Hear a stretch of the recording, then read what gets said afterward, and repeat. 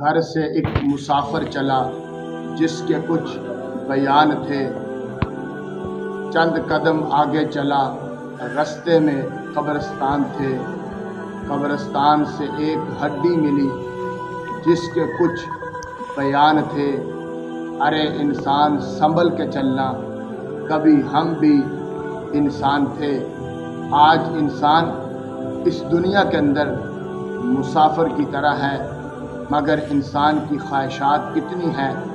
کوئی کہتا ہے میں بہت بنگلے بنا لوں، کوئی کہتا ہے میں بہت کوٹھیاں بنا لوں، کوئی کہتا ہے میرے پاس بڑی بڑی گاڑیاں ہونا چاہیے، میرے پاس بڑا بینک بیلنس ہونا چاہیے، مگر اس کو یہ نہیں پتہ کہ جب میں اس دنیا سے جاؤں گا پتہ نہیں مجھے کفن بھی نصیب ہونا یا نہیں ہونا، پتہ نہیں مجھے قبر کی وہ زمین جہاں میں نے لیٹنا ہے وہ بھی مجھے نصیب ہونی یا نہیں ہونی، پتہ نہیں مجھے وہ جنازہ اٹھانے والے لوگوں نے میرا جنازہ اٹھانے کے لیے بھی کوئی تیار ہوگا یا نہیں ہوگا۔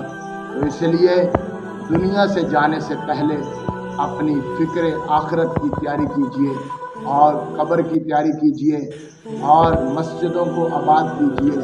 مسجد تو بنا لی شب بھر میں ایمان کی حرارت والوں نے، من اپنا پرانا پاپی ہے جو برسوں سے نمازی بن نہ سکا۔ مسجدیں آباد کریں۔